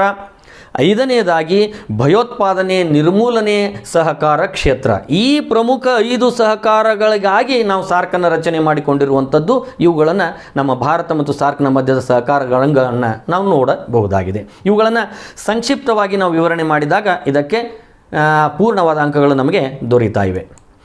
ಇನ್ನು 4ನೆಯ ಭಾಗ, ಇದು ಅತ್ಯಂತ ಹೆಚ್ಚಿನ ಉತ್ತರವನ್ನು, ಅಂದರೆ ಬಹಳಷ್ಟು ವಿವರವಾದ ಉತ್ತರವನ್ನು ಬಯಸುವಂಥ ಒಂದು ಭಾಗ. ಈ ಕೆಳಕಂಡ ಯಾವುದಾದರೂ 2 ಪ್ರಶ್ನೆಗಳಿಗೆ 30ರಿಂದ 40 ವಾಕ್ಯಗಳಲ್ಲಿ ಉತ್ತರಿಸಿ. ಇಲ್ಲಿ 4 ಪ್ರಶ್ನೆಗಳನ್ನು ಕೇಳಲಾಗಿರ್ತದೆ, ಆದರೆ ನಾವು ಬರಿಬೇಕಾದದ್ದು 2. ಅಂದರೆ ನಮಗೆ ಇಲ್ಲಿ ಚಾಯ್ಸ್ ಇದೆ. ಇಲ್ಲಿ 4ರಲ್ಲಿ ನಮಗೆ ಯಾವುದು ಇಷ್ಟವೋ, ಯಾವುದು ಚೆನ್ನಾಗಿದೆಯೋ ಅನ್ನಿಸ್ತದೋ ಅದನ್ನು ನಾವು ಬರಲಿಕ್ಕೆ 2 ಬರಿಬೋದು. ಒಂದೊಂದು ಪ್ರಶ್ನೆಯೂ ಕೂಡ 10 ಅಂಕ ನಮಗೆ ದೊರಕಿಸಿಕೊಡುವಂಥ ಕೆಲಸ ಇದು ಮಾಡ್ತದೆ. ಹಾಗಾದರೆ ಮೊದಲನೆಯ ಪ್ರಶ್ನೆ, ರಾಜಕೀಯ ಪಕ್ಷಗಳ ಕಾರ್ಯಗಳನ್ನು ವಿವರಿಸಿ. ಇದು ಆ ಪ್ರಶ್ನೆ ಪತ್ರಿಕೆಯಲ್ಲಿ 35ನೇ ಪ್ರಶ್ನೆ ಆಗಿದ್ದರೂ 10 ಅಂಕದ ಪ್ರಶ್ನೆಯಲ್ಲಿ ಮೊದಲನೇ ಪ್ರಶ್ನೆಯಾಗಿದೆ. ಹಾಗಾಗಿ 35ನೇ ಪ್ರಶ್ನೆ ಯಾವುದು? ರಾಜಕೀಯ ಪಕ್ಷಗಳ ಕಾರ್ಯಗಳನ್ನು ವಿವರಿಸಿ. ಅದರಲ್ಲಿ ಮೊದಲನೆಯದಾಗಿ ಚುನಾವಣಾ ಪ್ರಣಾಳಿಕೆಯ ರಚನೆ. ಯಾಕೆಂದರೆ ಚುನಾವಣೆಗೆ ಹೋಗಬೇಕು ಅಂದರೆ, ಜನರ ಮೇಲೆ ಪ್ರಭಾವ ಬೀರಬೇಕು ಅಂದರೆ ನಮ್ಮ ಉದ್ದೇಶ ಏನು ಅನ್ನೋದನ್ನು ಒಂದು ಪ್ರಣಾಳಿಕೆ ಹಾಕಿಕೊಳ್ಬೇಕಾಗ್ತದೆ, ಅದರ ರಚನೆ ಮಾಡೋದು. ಎರಡನೇದ್ದು ಅಭ್ಯರ್ಥಿಗಳನ್ನು ಆಯ್ಕೆ ಮಾಡೋದು. ರಾಜಕೀಯ ಶಿಕ್ಷಣ, ಜನರಿಗೆ ರಾಜಕೀಯ ಶಿಕ್ಷಣ ಅಂದರೆ ತಾವು ಯಾಕೆ ಕಾರ್ಯವನ್ನು ಅಥವಾ ಚುನಾವಣೆಗೆ ನಿಲ್ತಾ ಇದ್ದೀವಿ, ಆಡಳಿತಕ್ಕೆ ಬಂದ ಮೇಲೆ ನಾವು ಏನು ಮಾಡ್ತೀವಿ ಅನ್ನೋದ್ರ ಬಗ್ಗೆ ಶಿಕ್ಷಣ ನೀಡುವಂಥದ್ದು. ಮುಂದೆ ಚುನಾವಣೆಗೆ ಸ್ಪರ್ಧಿಸುವಂಥದ್ದು. ಚುನಾವಣೆಯ ಬಗ್ಗೆ ಪ್ರಚಾರ, ಅಂದರೆ ತಮ್ಮ ಅಭ್ಯರ್ಥಿಗಳ ಬಗ್ಗೆ ತಮ್ಮ ವಿಚಾರ ಬಗ್ಗೆ ಪ್ರಚಾರ ಮಾಡುವುದು. ಸರ್ಕಾರ ಆಯ್ಕೆಯಾದ ನಂತರ ಸರ್ಕಾರದ ರಚನೆ. ಜನಾಭಿಪ್ರಾಯವನ್ನು ರೂಪಿಸುವುದು. ಅಕಸ್ಮಾತ್ ಕಡಿಮೆ ಮತಗಳು ಬಂದರೆ ಅಥವಾ ವಿರೋಧ ಪಕ್ಷದಲ್ಲಿ ಹೆಚ್ಚಿನ ಬಹುಮತ ಬರದೇ ಇದ್ದಾಗ ವಿರೋಧ ಪಕ್ಷವಾಗಿಯೂ ಕೂಡ ಸಮರ್ಥವಾಗಿ ಕಾರ್ಯನಿರ್ವಹಣೆ ಮಾಡೋದು. ಆಮೇಲೆ ಸರ್ಕಾರ ಹಾಗೂ ಜನತೆ ನಡುವಿನ ಸೇತುವೆಯಂತೆ ಕೆಲಸ ಮಾಡಬೇಕಾಗ್ತದೆ ಈ ರಾಜಕೀಯ ಪಕ್ಷಗಳು. ಜನರ ಮತ್ತು ಸರ್ಕಾರದ ನಡುವಿನ ಸೇತುವೆ ಹಾಗೂ ರಾಷ್ಟ್ರೀಯ ಹಿತಾಸಕ್ತಿಗಳ ಉನ್ನತೀಕರಣ, ಅಂದರೆ ಒಂದು ರಾಷ್ಟ್ರದ ಹಿತಾಸಕ್ತಿಗಾಗಿ ಏನು ಬೇಕೋ ಆ ಎಲ್ಲ ಕೆಲಸವನ್ನು ಉನ್ನತೀಕರಣಗೊಳಿಸುವಂಥ ಕಾರ್ಯ ಮಾಡಬೇಕಾಗ್ತದೆ. ಇವು ರಾಜಕೀಯ ಪಕ್ಷಗಳ ಕಾರ್ಯಗಳು. ಇವುಗಳನ್ನು ನಾವು 35ರಿಂದ 40 ವಾಕ್ಯಗಳಲ್ಲಿ ಅಥವಾ 30ರಿಂದ 40 ವಾಕ್ಯಗಳಲ್ಲಿ ವಿಸ್ತರಣೆ ಮಾಡಬೇಕು, ಅಂದರೆ ವಿವರಿಸಬೇಕು. ಪ್ರತಿಯೊಂದಕ್ಕೂ ಕೂಡ 2-2, 3-3 ವಾಕ್ಯಗಳಲ್ಲಿ ನಾವು ವಿವರಣೆ ನೀಡಬೇಕಾಗ್ತದೆ. ಇನ್ನು 36ನೇ ಪ್ರಶ್ನೆ, ಕೋಮುವಾದದ ಕಾರಣಗಳನ್ನು ತಿಳಿಸಿ ಹಾಗೂ ಅವುಗಳ ನಿವಾರಣೋಪಾಯಗಳನ್ನು ಕುರಿತು ಬರೆಯಿರಿ. ಅಂದಾಗ ಕೋಮುವಾದದ ಕಾರಣಗಳನ್ನು ನಾವು ಪಟ್ಟಿ ಮಾಡಬೇಕು, ಆ ನಂತರ ಅವುಗಳಿಗೆ ಪರಿಹಾರಗಳೇನು ಅನ್ನೋದನ್ನು ಪಟ್ಟಿ ಮಾಡಬೇಕು. ಆ ಪ್ರಕಾರ ಇಲ್ಲಿ ಆ 10 ಅಂಕದ ಪ್ರಶ್ನೆಗಳಲ್ಲಿ ಯಾವ ಅಂಶಗಳಿರಬೇಕು ಅಂದರೆ ಇದನ್ನು ನೋಡಿ. ಕೋಮುವಾದದ ಕಾರಣಗಳು ಅಂದಾಗ ಬ್ರಿಟಿಷ್ ಭಾರತದಲ್ಲಿನ ನೀತಿ ಈ ಕೋಮುವಾದಕ್ಕೆ ಕಾರಣ ಆಯಿತು. ಅಂದರೆ ಡಿವೈಡ್ ಆ್ಯಂಡ್ ರೂಲ್ ಪಾಲಿಸಿ, ಒಡೆದು ಆಳುವ ನೀತಿ, ಇದು ಬ್ರಿಟಿಷ್ ನೀತಿ, ಇದು ಕೂಡ ನಮ್ಮಲ್ಲಿ ಈ ಕೋಮುವಾದಕ್ಕೆ ಕಾರಣ ಆಯಿತು. ಆಮೇಲೆ ಹಿಂದೂ ಮುಸ್ಲಿಂ ರಾಷ್ಟ್ರೀಯವಾದ, ಆಮೇಲೆ ಆಗಾಗ ನಡೆಯುವ ಕೋಮು ಗಲಭೆಗಳು, ಆಮೇಲೆ ಅತ್ಯಂತ ಪ್ರಮುಖವಾಗಿರುವಂಥದ್ದು ರಾಜಕೀಯ ಪ್ರೇರಿತ. ಈ ಕೋಮುಗಳ ಗಲಭೆ ನಡೀತಾ ಇರುವಂಥದ್ದು ಅಲ್ಲಿ ನಿಜವಾಗಿಯೂ ಕೋಮುಗಳ ಮಧ್ಯದಲ್ಲಿ ಗಲಭೆ ನಡೀತಾ ಇರಲಿಲ್ಲ. ಇದರಲ್ಲಿ ತಮ್ಮ ಬೇಳೆಯನ್ನು ಬೇಯಿಸಿಕೊಳ್ಳಲು ರಾಜಕೀಯ ಮಾಡ್ತಾ ಇರೋದನ್ನು ಕೂಡ ನಾವು ನೋಡ್ತಾ ಇದ್ದೀವಿ. ಇದು ರಾಜಕೀಯ ಪ್ರೇರಿತ. ಆಮೇಲೆ ಕೋಮುವಾದಿ ಸಂಘಟನೆಗಳು ಸ್ಥಾಪನೆಯಾಗಿರುವಂಥದ್ದು, ಇವೆಲ್ಲವೂ ಕೂಡ ಕೋಮುವಾದಕ್ಕೆ ಏನಾಗಿವೆ? ಕಾರಣಗಳಾಗಿವೆ. ಇನ್ನು ಕೋಮುವಾದ ತಡೆಯಲಿಕ್ಕೆ ಇರುವ ಪರಿಹಾರಗಳೇನು ಅನ್ನೋದನ್ನು ನಾವು ನೋಡಬೇಕು. ಅಂದರೆ ಅದರಲ್ಲಿ ಮೊದಲನೆಯದಾಗಿ ಜಾತ್ಯತೀತ ಮನೋಭಾವನೆಯನ್ನು ಬೆಳೆಸುವುದು. ಪ್ರತಿಯೊಬ್ಬರಲ್ಲಿಯೂ ಕೂಡ ಜಾತ್ಯತೀತ ಮನೋಭಾವನೆಯನ್ನು ಬೆಳೆಸುವಂಥದ್ದು. ಎರಡನೇದಾಗಿ ರಾಷ್ಟ್ರೀಯ ಏಕತೆ ಸಮಗ್ರತೆಯನ್ನು ಬೆಳೆಸುವುದು. ಈಗ ಹೇಗೆ ರಾಷ್ಟ್ರೀಯ ಭಾವೈಕ್ಯತೆ, ನಾವೆಲ್ಲ ಒಂದು, ಯಾವುದೇ ಜಾತಿ ಮತ ಪಂಥ ಧರ್ಮ ಲಿಂಗ ಸೇರಿದ್ರೂ ಕೂಡ ನಾವೆಲ್ಲ ಭಾರತೀಯರು ಅನ್ನುವಂತಹ ಒಂದು ರಾಷ್ಟ್ರೀಯ ಏಕತೆಯ ಸಮಗ್ರತೆಯನ್ನು ಬೆಳೆಸುವುದು ಕೂಡ ಈ ಒಂದು ಕೋಮುವಾದಕ್ಕೆ ಪರಿಹಾರ ಆಗಿದೆ. ಇನ್ನು ನೆರೆಹೊರೆಯ ಪ್ರದೇಶಗಳಲ್ಲಿ ಶಾಂತಿ ಪಾಲನಾ ಸಮಿತಿಗಳನ್ನು ರಚನೆ ಮಾಡೋದು. ಅಂದರೆ ಅಲ್ಲಿ ಗ್ರಾಮ ಮಟ್ಟದಲ್ಲಿ ಜಿಲ್ಲಾ ಮಟ್ಟದಲ್ಲಿ ಶಾಂತಿ ಪಾಲನಾ ಸಭೆಯನ್ನು ನಿರ್ಮಾಣ ಮಾಡುವುದು, ಸಮಿತಿಗಳನ್ನು ರಚಿಸಿ ಅವರು ಶಾಂತಿ ಕದಡದಂತೆ ನೋಡಿಕೊಳ್ಳುವಂಥದ್ದು, ಎಲ್ಲ ಸಮುದಾಯದವರು ಸೇರಿ ರಚಿಸುವಂಥದ್ದು. ಇವುಗಳನ್ನು ನಾವು ವಿವರವಾಗಿ ವಿವರಣೆ ಮಾಡಿದಾಗ ಈ ಕೋಮುವಾದದ ಕಾರಣಗಳು ಹಾಗೂ ನಿವಾರಣೋಪಾಯಗಳಿಗೆ ಉತ್ತರವನ್ನು ಬರೆದಂತೆ ಆಗ್ತದೆ. ಇನ್ನು 37ನೇ ಪ್ರಶ್ನೆ, ಖಾಸಗೀಕರಣದ ಪ್ರಾಮುಖ್ಯತೆ ಮತ್ತು ರಾಜಕೀಯ ಪರಿಣಾಮಗಳನ್ನು ವಿವರಿಸಿ. ಇಲ್ಲಿ ಖಾಸಗೀಕರಣದ ಪ್ರಾಮುಖ್ಯತೆ ಅಥವಾ ಇದನ್ನು ಮಹತ್ವ ಅಂತ ಕೂಡ ಕರಿತೀವಿ. ಅದೇ ಮಹತ್ವ ಅಂದರೆ ಯಾವುದು, ಅದರಲ್ಲಿ ಪ್ರಮುಖವಾಗಿ ಖಾಸಗೀಕರಣದಿಂದ ಏನು ಸಾಧನೆ ಆಗ್ತಾ ಇರುವಂಥದ್ದು, ಎರಡನೇದ್ದು ದಕ್ಷತೆ ಹೆಚ್ಚಾಗ್ತಾ ಇರುವಂಥದ್ದು, ಮೂರನೇದ್ದು ನವೀನ ವಿಚಾರಗಳು, ಹೊಸ ವಿಚಾರಗಳು ಬರ್ತಾ ಇರುವಂಥದ್ದು. ಆಮೇಲೆ ಅಲ್ಲಿ ಖಾಸಗೀಕರಣದ ಇನ್ನೊಂದು ಪ್ರಮುಖವಾಗಿರುವಂತಹ ಮಹತ್ವದ ಅಂಶ ಅಂದರೆ ಗುರಿಗಳನ್ನು ಹೊಂದಿರುವಂಥದ್ದು. ಆಮೇಲೆ ಖಾಸಗಿ ಬಂಡವಾಳಕ್ಕೆ ಅವಕಾಶ ಬರುವಂಥದ್ದು. ಆಮೇಲೆ ಏಕಸ್ವಾಮ್ಯತೆ ಇರುವಂಥದ್ದು. ಇವೆಲ್ಲವೂ ಕೂಡ ಖಾಸಗೀಕರಣದ ಮಹತ್ವದ ಅಂಶಗಳಾಗಿವೆ. ಇನ್ನು ರಾಜಕೀಯ ಪರಿಣಾಮಗಳೆಂದರೆ ಸಂಪತ್ತಿನ ಕ್ರೋಢೀಕರಣ ಆಗ್ತದೆ ಕೆಲವೇ ಜನರಲ್ಲಿ. ಇಲ್ಲಿ ಲಾಭಕ್ಕೆ ಆದ್ಯತೆ ಆಗ್ತದೆ ಹೊರತು ಸೇವೆ ಅಲ್ಲ. ಅಂದರೆ ಲಾಭ, ಯಾವುದೇ ಒಬ್ಬ ವ್ಯಕ್ತಿ, ಖಾಸಗಿ ವ್ಯಕ್ತಿ ತನ್ನ ಬಂಡವಾಳ ಹೂಡ್ತಾನೆ ಅಂದರೆ ಅವನ ಉದ್ದೇಶ ಸೇವೆ ಮಾಡಬೇಕು ಅಂತಲ್ಲ, ಅವನ ಉದ್ದೇಶ ತನ್ನ ಬಂಡವಾಳಕ್ಕೆ ವಾಪಸ್ ಲಾಭ ಪಡಿಬೇಕು ಅನ್ನುವಂಥದ್ದು.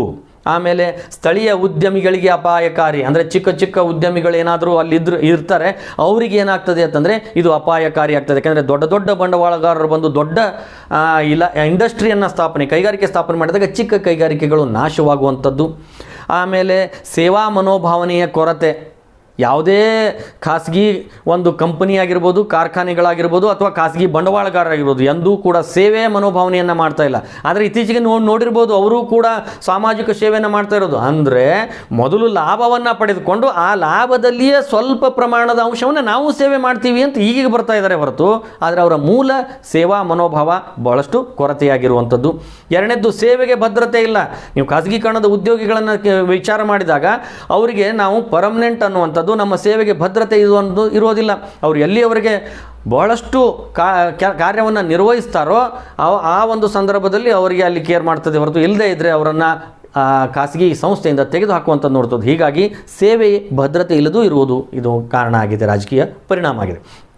ಇವಿಷ್ಟನ್ನು ನಾವು ಸಂಕ್ಷಿಪ್ತವಾಗಿ ವಿವರಣೆ ಮಾಡಿದಾಗ ಈ ಒಂದು ಪ್ರಶ್ನೆಗೆ ಸರಿಯಾದ ಉತ್ತರ ಆಗ್ತದೆ. ಇನ್ನು 38ನೇ ಪ್ರಶ್ನೆ, ಭಾರತ ಆಸಿಯಾನ್ ಸಂಘಟನೆಗಳ ಸಹಕಾರ ಕ್ಷೇತ್ರಗಳನ್ನು ವಿವರಿಸಿ ಅಂತ ಕೇಳಿದ್ದಾರೆ. ಇದು ಬಹಳಷ್ಟು ಕಡಿಮೆ ಪ್ರಮಾಣದಲ್ಲಿ ಬರುವಂಥ ಪ್ರಶ್ನೆ, ಆದರೂ ಈ ಒಂದು ಪ್ರಶ್ನೆ ಕೇಳಿದ್ದಾರೆ. ಇಲ್ಲಿ ಆಸಿಯಾನ್ ಥೈಲ್ಯಾಂಡ್ ದೇಶದ ಬ್ಯಾಂಕಾಕ್ ನಗರದಲ್ಲಿ ಆಗಸ್ಟ್ 8, 1967ರಲ್ಲಿ ಸ್ಥಾಪನೆಯಾದಂತಹ ಮೂಲ ಸಂಸ್ಥಾಪಕ ಸದಸ್ಯರುಗಳು ಈ ಆಸಿಯಾನ್ ಘೋಷಣೆಗೆ ಅಂಕಿತ ಮಾಡುವುದರ ಮೂಲಕ ಅಧಿಕೃತವಾಗಿ 1967ರಲ್ಲಿ ಸ್ಥಾಪನೆ ಆಯಿತು. ಇನ್ನು ಭಾರತ ಮತ್ತು ಆಸಿಯಾನ್ ಸಂಘಟನೆಯ ಸಹಕಾರ ಕ್ಷೇತ್ರಗಳು ಯಾವುವು ಅಂತಂದರೆ, ಒಂದನೇದ್ದು ಕಾರ್ಯಕಾರಿಯ ಸಹಕಾರ, ಎರಡನೇದ್ದು ಆರ್ಥಿಕವಾದ ಸಹಕಾರ, ಮೂರನೇದ್ದು ಶಾಂತಿ ಹಾಗೂ ಸುರಕ್ಷತೆಯ ಸಹಕಾರ, ನಾಲ್ಕನೇದ್ದು ಪ್ರವಾಸೋದ್ಯಮ ಕ್ಷೇತ್ರ ಅಥವಾ ಪ್ರವಾಸ ಕ್ಷೇತ್ರದ ಸಹಕಾರ, ಐದನೆಯದಾಗಿ ಶೃಂಗಸಭೆ ಮಟ್ಟದ ಸಹಕಾರ ಕ್ಷೇತ್ರಗಳು. ಈ ಅಂಶಗಳನ್ನು ನಾವು ವಿವರವಾಗಿ ವಿವರಿಸಿದಾಗ ಈ ಪ್ರಶ್ನೆಗೆ ಸರಿಯಾದ ಉತ್ತರ ಆಗ್ತದೆ. ಇನ್ನೊಂದು ಭಾಗ, 5ನೇ ಭಾಗ ಬರುವಂಥದ್ದು. ನಾವು ಇಲ್ಲಿಯವರೆಗೆ 4 ಭಾಗಗಳನ್ನು ನೋಡ್ತೀವಿ. 5ನೇ ಭಾಗದಲ್ಲಿಯೂ ಕೂಡ ನಾವು 5 ಅಂಕದ ಪ್ರಶ್ನೆಗಳನ್ನು ನೋಡ್ತೀವಿ. ಆದರೆ ಅಲ್ಲಿ ಒಂದು ವಿಶೇಷತೆ ಇದೆ. ಹೇಗಿದೆ ಅಂತಂದರೆ, ಕೆಳಕಂಡ ಪ್ರಶ್ನೆಗಳಿಗೆ 15ರಿಂದ 20 ವಾಕ್ಯಗಳಲ್ಲಿ ಉತ್ತರಿಸಿ. ಪ್ರತಿಯೊಂದು ಪ್ರಶ್ನೆಗೂ ಕೂಡ 15ರಿಂದ 20 ವಾಕ್ಯಗಳಲ್ಲಿ ಉತ್ತರಿಸಬೇಕು. ಒಂದೊಂದು ಪ್ರಶ್ನೆಯೂ ನಮಗೆ 5 ಅಂಕ ದೊರಕಿಸಿಕೊಡುವಂಥ ಕೆಲಸ ಮಾಡ್ತದೆ.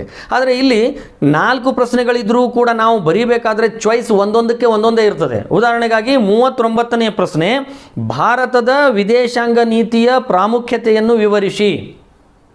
ಇದು ಆದರೂ ಬರೀಬೋದು. ಅಥವಾ ನಿಮ್ಮ ಕಾಲೇಜಿನಲ್ಲಿ ಆಚರಿಸಿದ ಕನ್ನಡ ರಾಜ್ಯೋತ್ಸವದ ದಿನಾಚರಣೆಯ ಕುರಿತು ಟಿಪ್ಪಣಿ ಬರೆಯಿರಿ. ಅಂದರೆ ಇಲ್ಲಿ ಉತ್ತರ ಬರಿಬೇಕಾದವರು ಒಂದು ಭಾರತದ ವಿದೇಶಾಂಗ ನೀತಿಯ ಪ್ರಾಮುಖ್ಯತೆ ಎದುರು ಬರಿಬೋದು, ಅಥವಾ ನಿಮ್ಮ ಕಾಲೇಜಿನಲ್ಲಿ ಅಥವಾ ಅವರ ಕಾಲೇಜಿನಲ್ಲಿ ಆಚರಿಸಿದ ಕನ್ನಡ ರಾಜ್ಯೋತ್ಸವದ ಕುರಿತು ಟಿಪ್ಪಣಿ ವರದಿಯನ್ನು ಬರಿಬಹುದು. ಇಲ್ಲಿ ಯಾವ ರೀತಿ ಈ ಪ್ರಶ್ನೆಯನ್ನು ಕೇಳಲಾಗಿತ್ತು. ಇಲ್ಲಿ ಮೊದಲನೇದು, ಭಾರತದ ವಿದೇಶಾಂಗ ನೀತಿಯ ಪ್ರಾಮುಖ್ಯತೆಯ ಬಗ್ಗೆ ನಾವು ಬರೀಬೇಕು ಅಂದರೆ, ಬಾಹ್ಯ ಪರಮಾಧಿಕಾರ, ಶಾಂತಿ ಹಾಗೂ ಅಹಿಂಸೆ, ರಾಷ್ಟ್ರೀಯ ಹಿತಾಸಕ್ತಿಗಳ ರಕ್ಷಣೆ, ಆರ್ಥಿಕ ಅಭಿವೃದ್ಧಿ, ದಕ್ಷಿಣ ಏಷ್ಯಾ ಉನ್ನತಿ ಬಗ್ಗೆ ವಿಶೇಷ ಹಿತಾಸಕ್ತಿ, ಆಕ್ರಮಣಶೀಲ ಮತ್ತು ಪ್ರವೃತ್ತಿಯ ವಿರೋಧ, ಆಮೇಲೆ ಪ್ರಜಾಸತ್ತಾತ್ಮಕ ಆದರ್ಶಗಳು. ಇವು ಭಾರತದ ವಿದೇಶಾಂಗ ನೀತಿಯ ಅತ್ಯಂತ ಪ್ರಾಮುಖ್ಯತೆ ಹೊಂದಿರುವ ಅಂಶಗಳು. ಇವುಗಳನ್ನು ನಾವು ಸಂಕ್ಷಿಪ್ತವಾಗಿ ವಿವರಣೆ ಮಾಡಿದಾಗ ಈ ಪ್ರಶ್ನೆಗೆ ಸರಿಯಾದ ಉತ್ತರ ಬರದಂತೆ ಆಗ್ತದೆ. ಅಥವಾ ಇದನ್ನು ಬಿಟ್ಟರೆ ಇನ್ನು ನಿಮ್ಮ ಬರುವಂಥದ್ದು ಅಲ್ಲೇನು, ನಿಮ್ಮ ಕಾಲೇಜಿನಲ್ಲಿ ಆಚರಿಸಿದ ಕನ್ನಡ ರಾಜ್ಯೋತ್ಸವದ ಕುರಿತು ಬರೆಯಿರಿ ಅಂತಿದೆ. ಅದನ್ನು ಬರೀಬೇಕು ಅಂತಂದರೆ ನಾವು ಕನ್ನಡ ರಾಜ್ಯೋತ್ಸವ ಕುರಿತು ಆಚರಣೆ ಮಾಡಬೇಕಾದ್ರೆ ಏನೇನು ಮಾಡಿದ್ವಿ ಅನ್ನೋದ್ರ ಬಗ್ಗೆ ಒಂದು ರಿಪೋರ್ಟ್, ವರದಿ, ಆಚರಣೆ ಮುನ್ನಾ ದಿನ ಯಾವ ರೀತಿ ತಯಾರಿ ಮಾಡಿದ್ವಿ ಅಂದರೆ ಮಹಾವಿದ್ಯಾಲಯದ ಸ್ವಚ್ಛತೆ ಹಾಗೂ ಶೃಂಗರಿಸುವುದು, ಎರಡನೇದಾಗಿ ಬೆಳಿಗ್ಗೆ ಬೇಗನೆ ಎದ್ದು ಮಹಾವಿದ್ಯಾಲಯಕ್ಕೆ ಆಗಮನ. ಮೂರನೇದಾಗಿ ಧ್ವಜಾರೋಹಣ ಅವತ್ತು ಕಾರ್ಯಕ್ರಮದಲ್ಲಿ ಮಾಡಿರುವಂಥದ್ದು. ಆಮೇಲೆ ಮುಖ್ಯ ಅತಿಥಿಗಳು ಬಂದಿರುವಂಥದ್ದು, ಅವರ ಭಾಷಣ. ಆಮೇಲೆ ಕಾರ್ಯಕ್ರಮದ ಅಧ್ಯಕ್ಷರಿಂದ ಭಾಷಣ. ಆಮೇಲೆ ವಿದ್ಯಾರ್ಥಿಗಳಿಂದ ಸಾಂಸ್ಕೃತಿಕ ಕಾರ್ಯಕ್ರಮಗಳು ನಡೆದಂಥದ್ದು. ಕೊನೆಗೆ ವಂದನಾರ್ಪಣೆ. ಎಲ್ಲವೂ ಮುಗಿದ ಮೇಲೆ ಸಿಹಿ ಹಂಚಿಕೆ. ಈ ಅಂಶಗಳನ್ನು ಒಳಗೊಂಡಂತಹ ಒಂದು ವರದಿ ಅಲ್ಲಿ ನಾವು ತಯಾರಿಸಿದಾಗ ಅಥವಾ ಬರೆದಾಗ ಇದಕ್ಕೆ ಸರಿಯಾದ ಉತ್ತರ ಆಗ್ತದೆ. ಇದನ್ನು ನಾವು ಬರಿಬಹುದು. ಇದು 39ನೇ ಪ್ರಶ್ನೆ ಆಯಿತು. ಇನ್ನು 40ನೇ ಪ್ರಶ್ನೆ, ಇಲ್ಲಿಯೂ ಕೂಡ ಅದೇ ರೀತಿಯಾದಂತಹ ಒಂದು ಅಂಶ ಇರ್ತದೆ. 40ನೇ ಪ್ರಶ್ನೆಯಲ್ಲಿಯೂ ಕೂಡ 2 ಅಂಶಗಳನ್ನು ನಾವು ನೋಡಬೇಕು. ಅಂದರೆ ಮೊದಲನೆಯದಾಗಿ ಪಂಚಶೀಲ ಕುರಿತು ಬರೆಯಿರಿ. ಬಹುಶಃ ಪಂಚಶೀಲ ಅನ್ನುವಂತಹ ತತ್ವಗಳು ನಮ್ಮ ಭಾರತದ ವಿದೇಶಾಂಗ ನೀತಿಯಲ್ಲಿದೆ. ಅವುಗಳನ್ನು ಕುರಿತು ಬರೆಯಿರಿ ಅಂದಾಗ ಅಲ್ಲಿ ಪಂಚಶೀಲ ಅನ್ನುವಂಥದ್ದು ಭಾರತದ ವಿದೇಶಾಂಗ ನೀತಿಯ ಪ್ರಮುಖ ತತ್ವ ಆಗಿದ್ದು, ಇದು ಭಾರತದ ಪ್ರಧಾನಿ ಜವಾಹರ್ಲಾಲ್ ನೆಹರು ಹಾಗೂ ಚೀನಾ ದೇಶದ ಪ್ರಧಾನಿ ಝೌ ಎನ್ ಲಾಯ್ ರವರು ಏಪ್ರಿಲ್ 29, 1954ರಂದು ಮಾಡಿಕೊಂಡಂತಹ ಶಾಂತಿ ಒಪ್ಪಂದದ ಪರಿಣಾಮವಾಗಿ ಈ ಒಂದು ಪಂಚಶೀಲ ತತ್ವವನ್ನು ಅಳವಡಿಸಿಕೊಳ್ಳಲಾಗಿದೆ. ಹಾಗಾದರೆ ಅವು ಯಾವ ಪಂಚಶೀಲ ತತ್ವಗಳು ಅಂತಂದರೆ, ಒಂದು ಭೌಗೋಳಿಕ ಸಮಗ್ರತೆ ಹಾಗೂ ಸಾರ್ವಭೌಮತ್ವದ ಬಗ್ಗೆ ಪರಸ್ಪರ ಗೌರವ. ಎರಡನೇದಾಗಿ ಪರಸ್ಪರ ದಾಳಿ ಮಾಡದೇ ಇರುವುದು. ಮೂರನೇದಾಗಿ ಪರಸ್ಪರರ ಆಂತರಿಕ ವಿಷಯಗಳಲ್ಲಿ ಹಸ್ತಕ್ಷೇಪ ಮಾಡದಿರುವುದು. ನಾಲ್ಕನೆಯದಾಗಿ ಸಮಾನತೆ ಹಾಗೂ ಪರಸ್ಪರ ಸಹಕಾರ. ಇನ್ನು 5ನೇದಾಗಿ ಶಾಂತಿಯುತವಾದಂತಹ ಸಹಬಾಳ್ವೆ. ಈ ಪ್ರಮುಖ ಪಂಚಶೀಲ ತತ್ವಗಳನ್ನು ಕುರಿತು ನಾವು ಬರೆದಂತೆ ಆಗ್ತದೆ. ಇವುಗಳನ್ನು ಸಂಕ್ಷಿಪ್ತವಾಗಿ ನಾವು ವಿವರಿಸಿದಾಗ ಈ ಪ್ರಶ್ನೆಗೆ ಸರಿಯಾದ ಉತ್ತರ ಆಗ್ತದೆ. ಅಥವಾ ಇಲ್ಲಿಯೂ ಕೂಡ ಬಂತು. ಅಥವಾ ಭಾರತದ ಯಾವುದಾದರೂ ಒಬ್ಬ ರಾಜಕೀಯ ನಾಯಕನನ್ನು ಕುರಿತು ಟಿಪ್ಪಣಿ ಬರೆಯಿರಿ ಅಂತ ಕೇಳ್ತಾರೆ. ಇಲ್ಲಿ ಯಾವುದಾದ್ರೂ ನಿಮಗೆ ಇಷ್ಟ ಬಂದಂತಹ ಒಬ್ಬ ರಾಜಕೀಯ ನಾಯಕನ ಕುರಿತು ನೀವು ಟಿಪ್ಪಣಿಯನ್ನು ಬರೀಬೇಕು.